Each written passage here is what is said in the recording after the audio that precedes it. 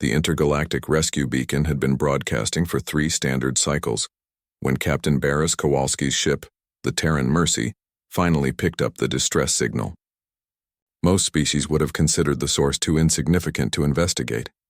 A single life pod drifting in the void between star systems, its biosignature barely registering on long-range scanners.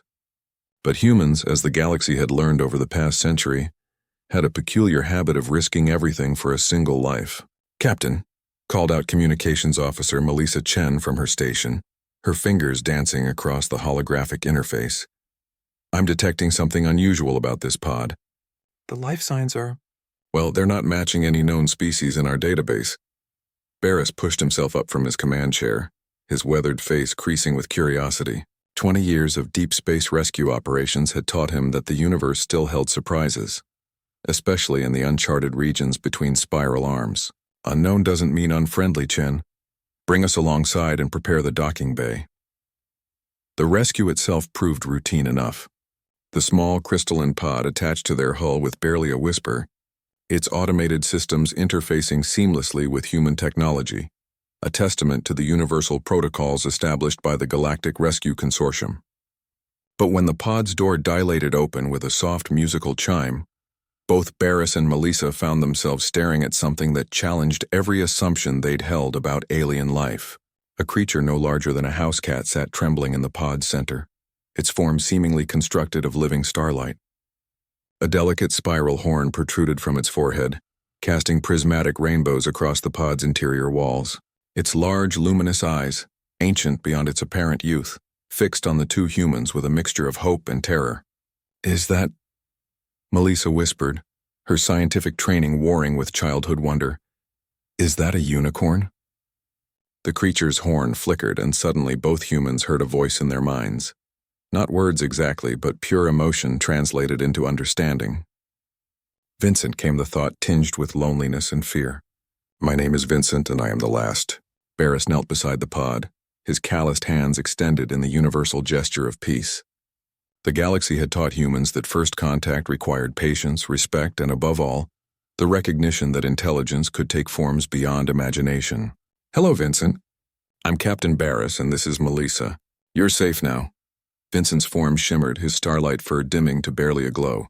The telepathic touch that followed nearly brought both humans to their knees with its intensity. Images of a dying world. Crystalline cities crumbling under the assault of entropy itself. An entire civilization of beings of pure thought and light, fading into cosmic background radiation. Vincent had been born just as his species reached their evolutionary endpoint, too young to transcend with his people, too fragile to survive alone in the cold vastness of space. "I'm afraid," Vincent projected, his mental voice carrying the weight of ultimate cosmic loneliness. "My people told me that somewhere among the stars there lived beings who carried others not for profit or purpose, but simply because carrying was in their nature. They said these beings had shoulders broad enough for any burden." Melissa exchanged glances with her captain. The description fit humanity's reputation perfectly.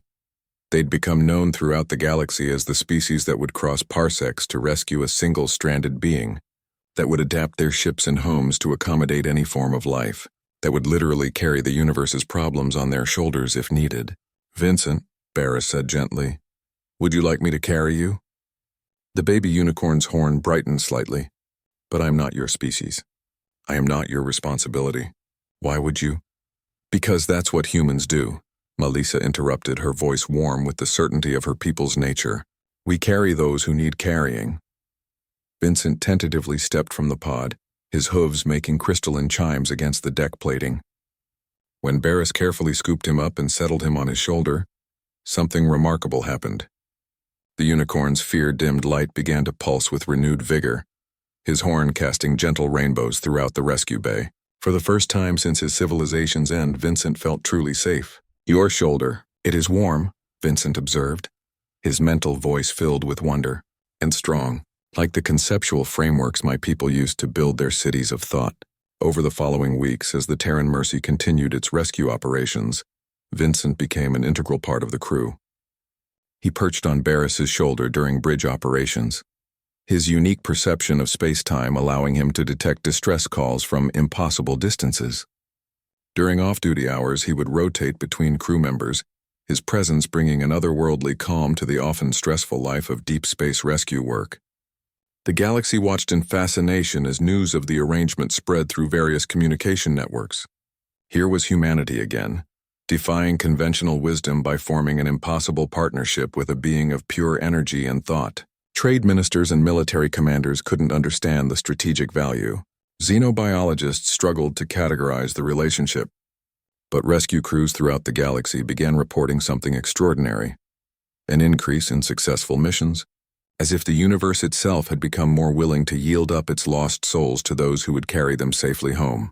Vincent, for his part, discovered something his ancient people had perhaps forgotten in their transcendence: that sometimes the highest form of evolution wasn't leaving physical form behind, but finding someone willing to share the weight of existence itself. "Captain?" Vincent projected one evening as they investigated another distress beacon, his horn casting gentle light across the star charts. "My people sought to become one with the cosmos, but I think perhaps they missed something important." "What's that, little friend?" Barris asked, absently stroking the unicorn's starlight mane. "The cosmos is far less lonely when you have a shoulder to rest upon."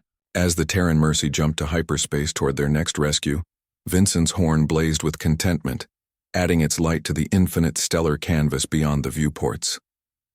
In a universe full of wonders and terrors, he had found something his transcended people never could: the simple, profound comfort of being carried by those who carried others not because they had to, but because carrying was simply who they were.